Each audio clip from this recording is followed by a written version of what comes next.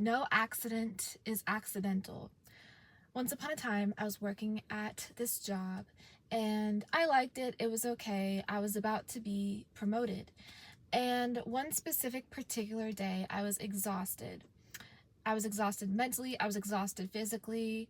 Um, I knew that I had not been taking care of myself or taking care of my mind. I had not been meditating. I had not been thinking positively. I had been thinking negatively for many weeks, okay? Getting myself into depression. I also was on and off of these antidepressants that just didn't work and I had no business taking them, but I took them to feel some relief. So, and I never actually took them for a duration of time. So I was dizzy. I was experiencing side effects of this medication and also my depression and just everything combined, right? So one day I'm getting ready for work and I'm thinking, I don't want to go today. I don't want to go today. I'm not going. I'm not going. And I kept thinking that and even saying that while I was getting ready, okay? And so I'm like, I'm not going. I'm not going. And I'm putting on my clothes and I'm grabbing my keys and I'm like, I'm not going. And I turn on my car and I remember this so clearly. I'm exiting out of my driveway and I'm thinking to myself of this one quote that is if you're so smart, why aren't you happy? You know that quote?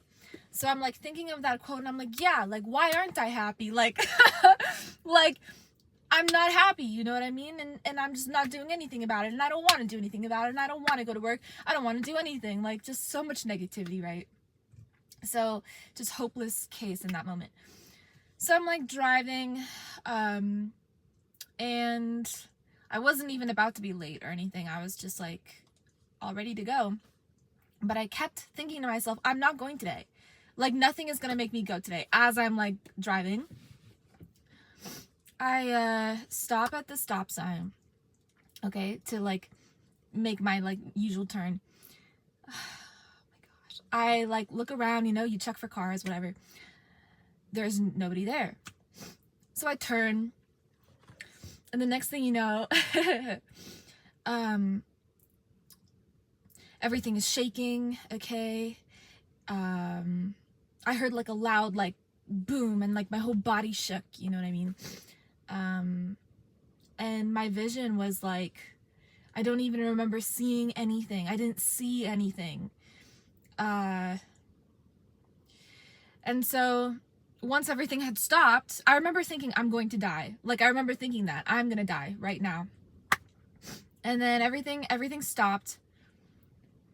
I remember screaming too, I think. And everything stopped. And just that feeling, it's just so much adrenaline, I opened my eyes. I think my eyes were closed. I don't even remember seeing anything. It's I blacked out. And everything is everywhere. Of course, the car is totaled. You know what I mean? And I realized that I had just been in a crash. It took me some time to process what had happened. I didn't know if I was okay. I didn't know anything for a while. And then I'm starting to cry and freak out and just really, really panic attack, and then someone's banging on the window are you okay, are you okay, are you okay? And there's a group of everybody, there's a group of people surrounding my car, people from their houses came outside surrounding me. And I look around, I'm okay, do I have all my body part, am I good, whatever. I've never told this story before ever, because yeah,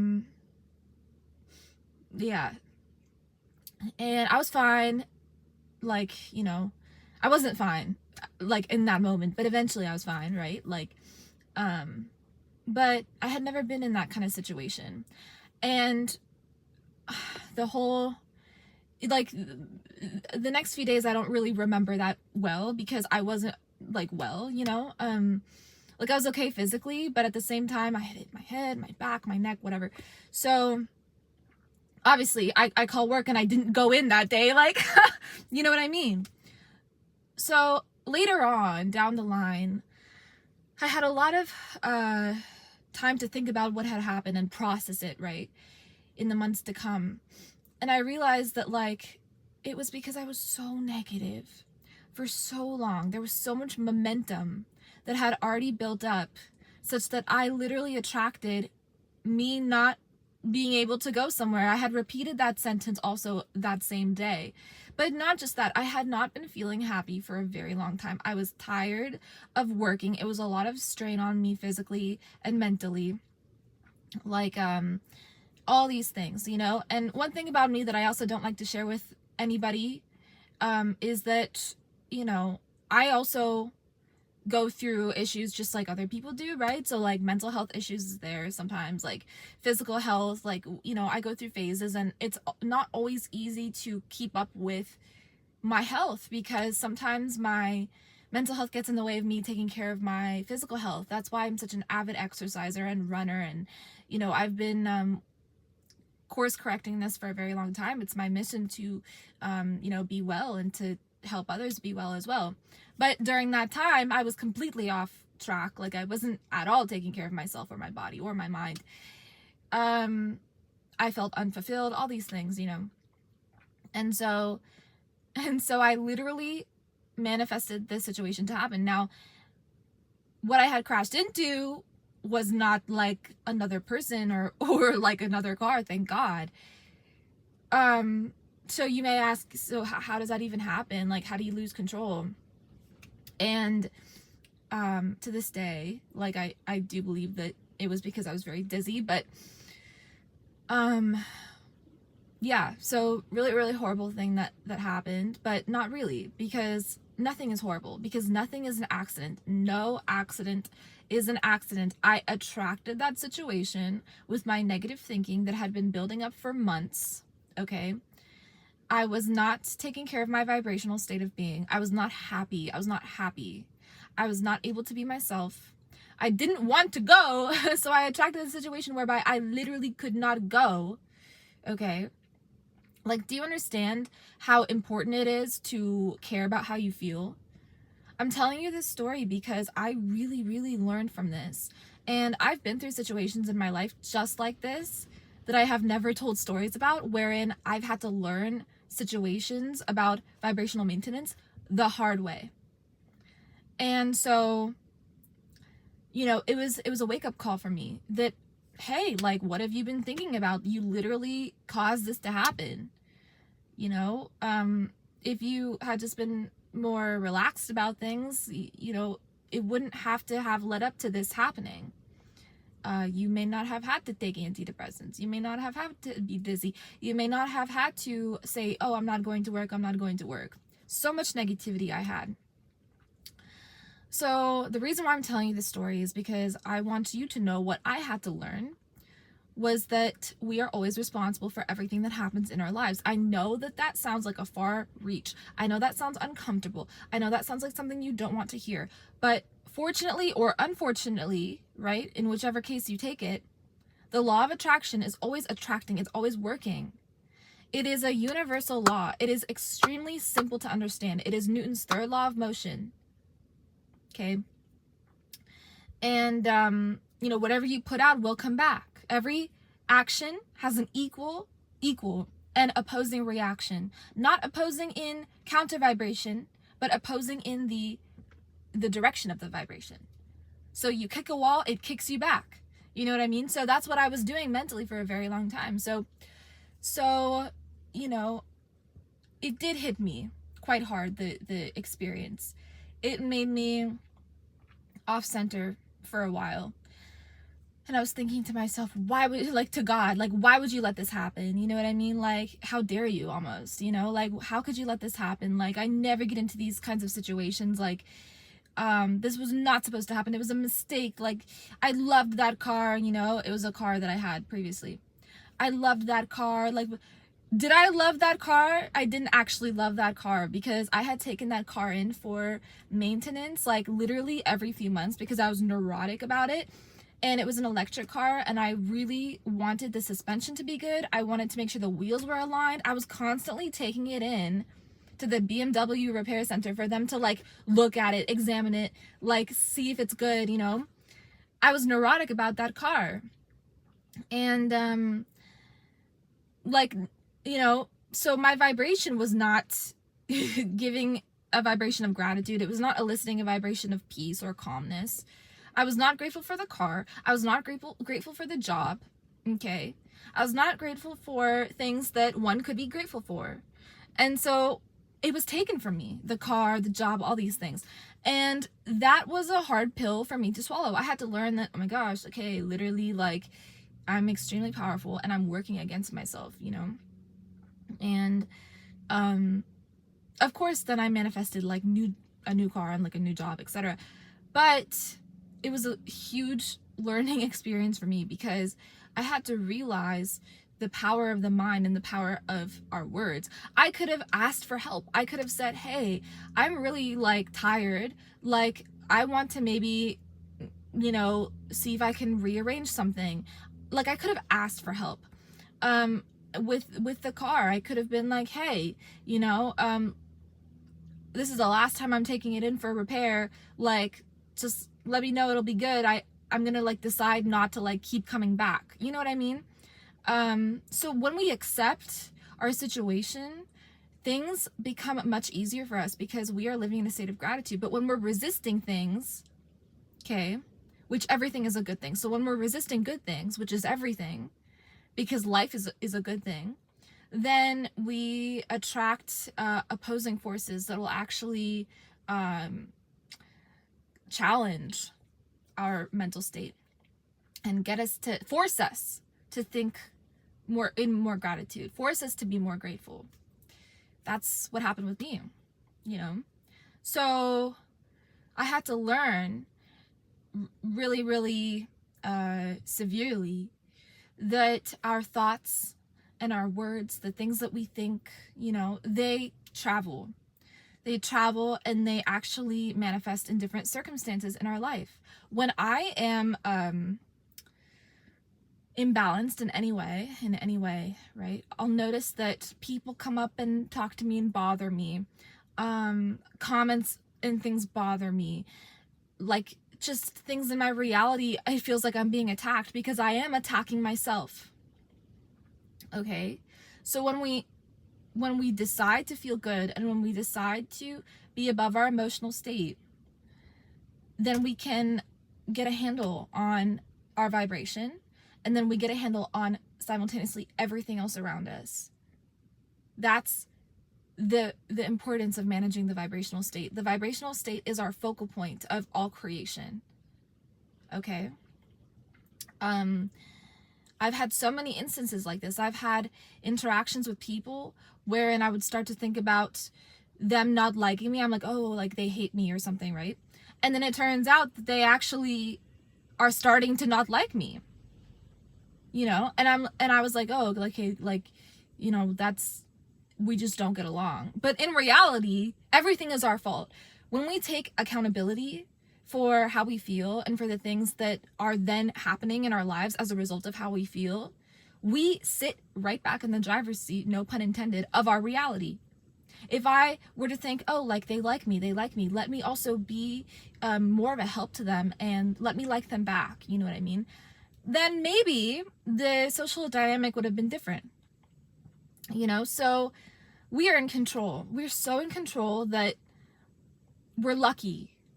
We're lucky, and we're lucky to understand that we're in control, and we're lucky to take that control and take it to the highest of frequencies possible, which is love, authenticity, helpfulness, resourcefulness, sharing, giving, expanding, creating, right? That's what high energy is. That's what high frequency is. And that attracts wealth, by the way, because wealth is all of these things. Yeah, that's why when you're healthy, when your vibrational state is high and your body is healthy, you produce electricity at a very high rate, at a very fast rate, and so your manifestation ability of good things becomes very easy. And that's actually how I got, you know, this car. I was like, you know, one day I was so depressed actually for a while about what had happened that I was not letting in my new car, you know what I mean? And then when I just realized the lesson and practiced the lesson, practice what I had learned about, okay, like, I'm in control of everything that's happening in my reality. I caused the accident. I did it. God didn't do it. Nobody around me did it. I did it to myself.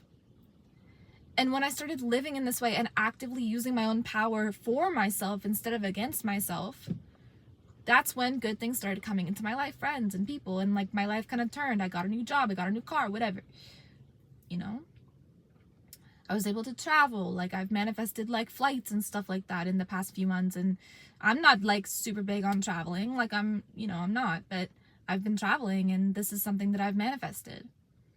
So because of my joy, guys, not because of I'm gonna sit and think about it and make a vision board and like that's fine, but you gotta get happy. You gotta, whatever it takes, make a vision board, make this board, like whatever it takes to get happy and excited about things, to get inspired about life.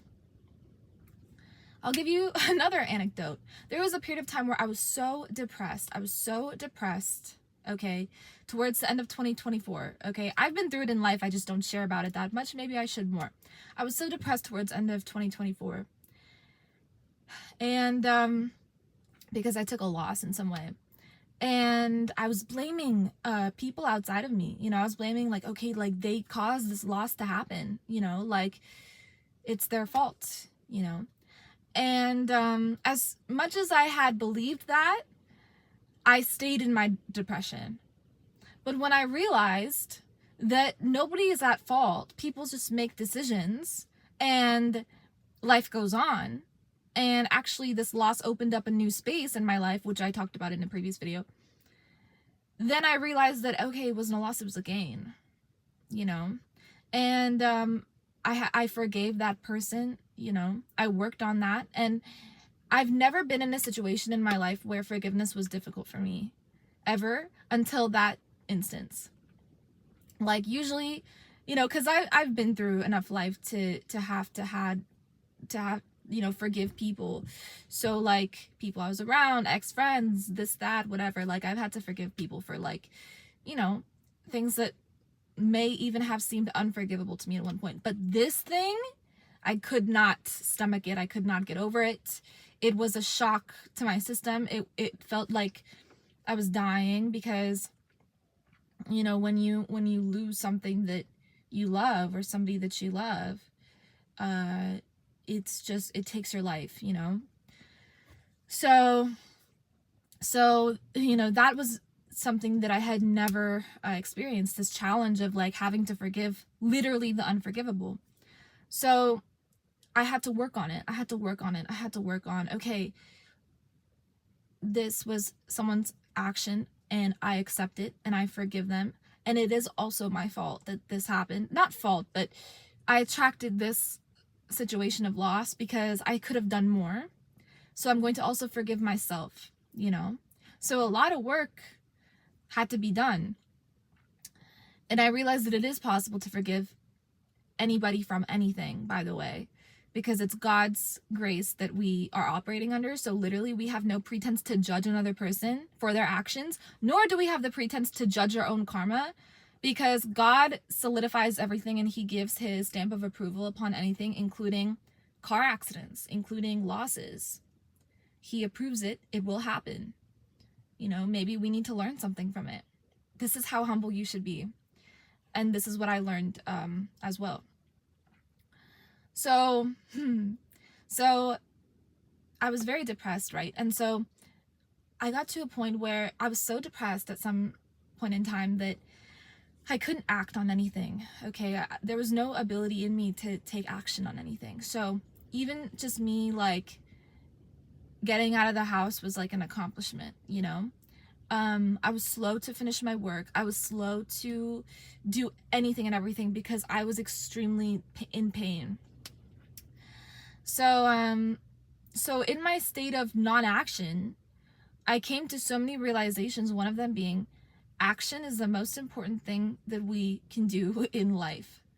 You must take action on your immediate thoughts of ideas that, could improve your life. You must take action on contributing to the public sphere in some way.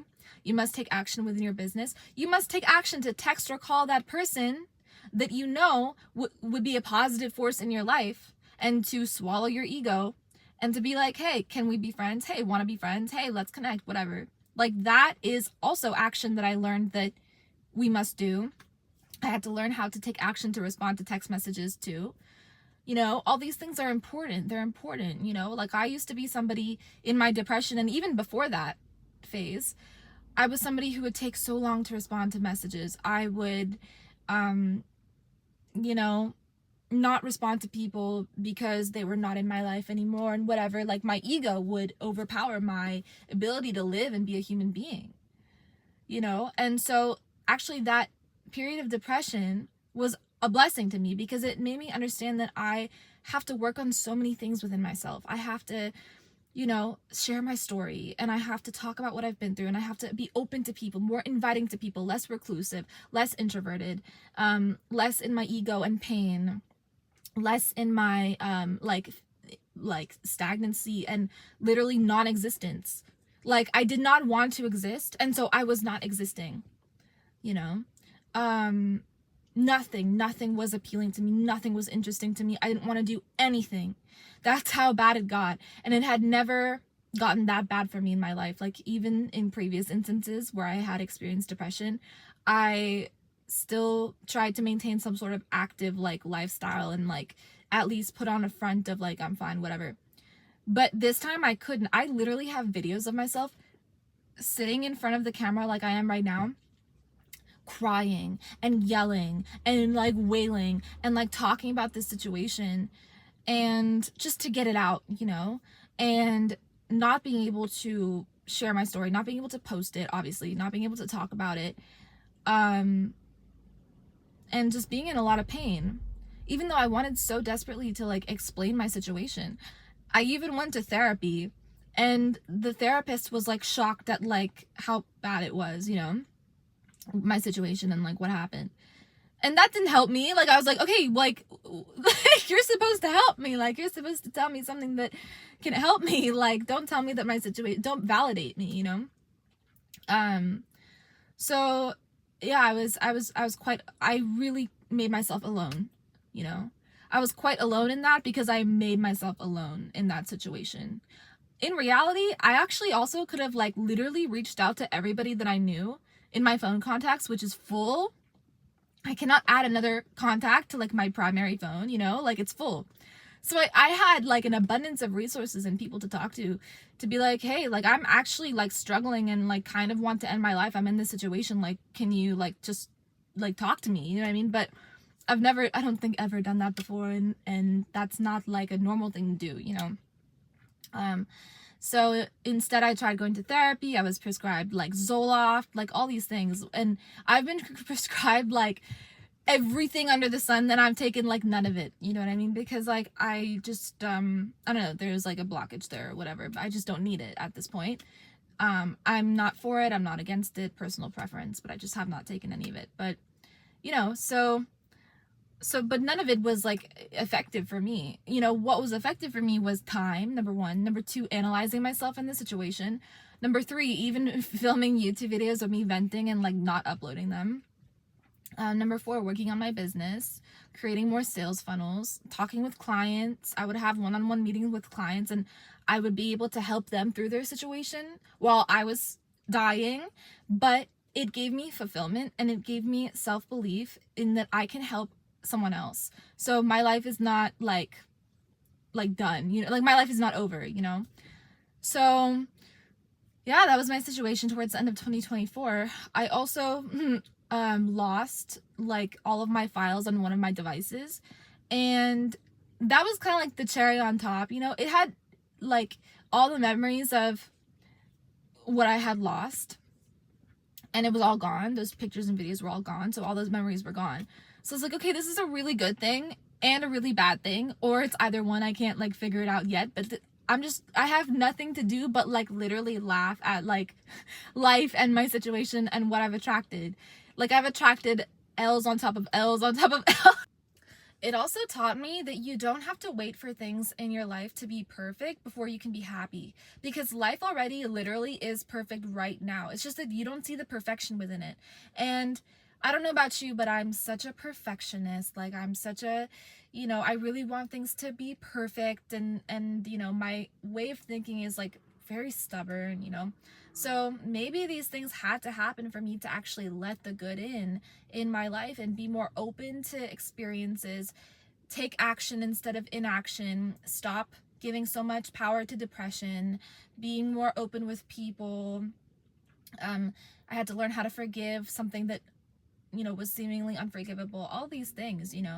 So that's my story of how I allowed my negative vibration to fester and create calamity in my life, and what I learned from it.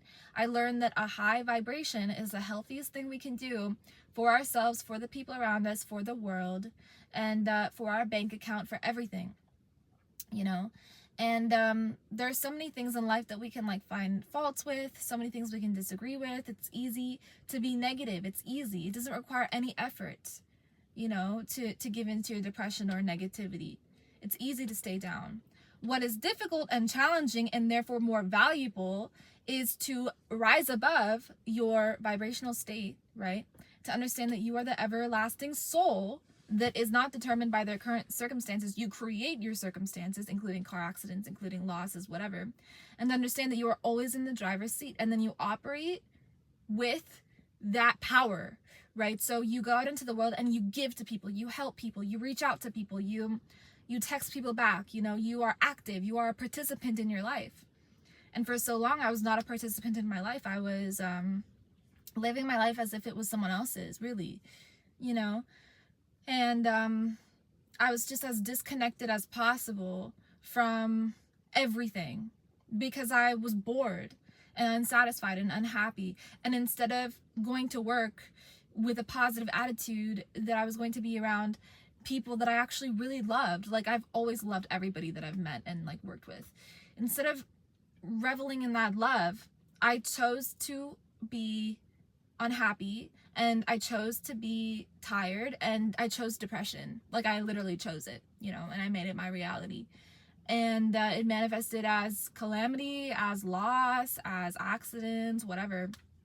And so, you never know how your thoughts will manifest. And this is not to scare you. The story is not to scare you or warn you, but it's rather to give attention to how powerful you are.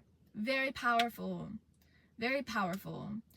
You have so much love within you that you're made of love. Like, creation is made of love, like the highest frequency there is of creation, which is love. So, all these things have taught me that we must be that. We must stay there in our authenticity of love. We must be love, and we must go out into the world and be love to people. And trust me, guys, like, I have had to learn these things the hard way, like I said, right? And, I've definitely, like, not lived in love for a very long time. I've had friends that turned on me, and I was like, okay, like, screw them, you know what I mean? And, like, I've lived in my ego. And I'm here to tell you that that's not ever helpful, productive, conducive. That's not the way to do it. Your ego will drill you into a hole of silence. It'll make you inactive in your life if you allow for it to take over your whole being. And you can actually get possessed by depression. You can actually get possessed by the spirit of depression, the spirit of anxiety, the spirit of PTSD, all these things. And so the way to not do that is to have a very strong personal core that you know that you are, which is pure love, and to move with God, and to understand that you are housing God all the time. So why are you not treating the temple with respect, with love, with purity, with acceptance, with joy? Not having joy is a sin. Really, it is. Because you're going against your primary reason for incarnating, which is to create, to expand. Obviously, yes, to learn lessons, but let's not spend forever learning the lessons. Like, the faster that we can learn our lessons, right, the easier and the quicker that we can manifest what we actually want for ourselves and for the world. We are visionaries, guys. We are creatives. We are, friends, actually. Like, human beings are friends with one another. It's just that we've been conditioned to thinking that we have to compare ourselves to other people, or that we have to hate somebody because they did something to us. Nobody did anything to you ever. Take it from me. Everything is attracted to us by us. The outer world just mirrors what we have going on. And I had a lot of time to realize this, you know. So the next time you think somebody's doing something to you, just understand that you are disempowering yourself. You're putting yourself in a space of disempowerment willingly. Nobody's doing it to you. You are willingly raising your hand and saying, I'm a victim. And so you stay a victim. The universe says, okay, you're a victim, because the law of attraction, the primary law of all that attracts itself to itself. The primary law of the universe says, okay, your wish is my command. And that's how everything works. That's why whatever you focus on grows. Steve Jobs created the iPhone because he was focused. You know, it's not that people come in from different planets and bring us new technology and like everyone has a different reality based on what they're focusing on. This is why the mind, the intelligence, and the capacity and the capability of the intelligence is untapped. It's unlimited. Because there's no limit to what you can create. Because there's no limit to what you can learn mentally. Depending on your focus ability, depending on what you actually want to create, depending on what you study. If you self-study, great. If you study technology, great. And if you can put it all together, you become Steve Jobs. You know what I mean? So a lot of people are unfocused. Focus is the number one commodity of this planet, because it actually can take energy from you, right? Or give you energy, life force energy, depending on your focus. That's why anything that tries to steal your focus and attention is very costly. There's a high price to focus. So don't let anything steal your focus, and be around people that realign you and align you within your primary focus. This is extremely important, because you know, if association is everything, and if you let your focus go from you, depending on your environment, people, circumstance, right? All these things, you can be done for. All that intelligence that you have, everything you've built within yourself, your empire, whatever, can just go to shit. So, you know, with me and what happened with the accident, I wasn't focused. I wasn't focused on my joy. I wasn't focused on living in the present moment. I wasn't focused on all the blessings that surrounded me. I wasn't focused in gratitude. I was unfocused. And I needed that experience to teach me a lesson that is going to stay with me for the rest of my life. And it was only when I stopped being depressed about it and stopped feeling PTSD from it and all these things, and I got above my mind and I practiced getting above my mind through meditation, that I realized, hey, it was a good thing that happened with me. It was a good thing that I got into that situation, because now I know better. Now I know how it happened, why it happened, how I was involved in the happening of it, how my vibration was all screwy for months beforehand. And, you know, me taking the car to maintenance for like 2 years probably didn't help either. You know what I mean? So everything is connected. So take this story and remember it, because it can help you in what you have to do, right now, maybe, to alter your vibration, to temper your vibrational state, to feel good now. Focus on things that feel good now. And whatever it is,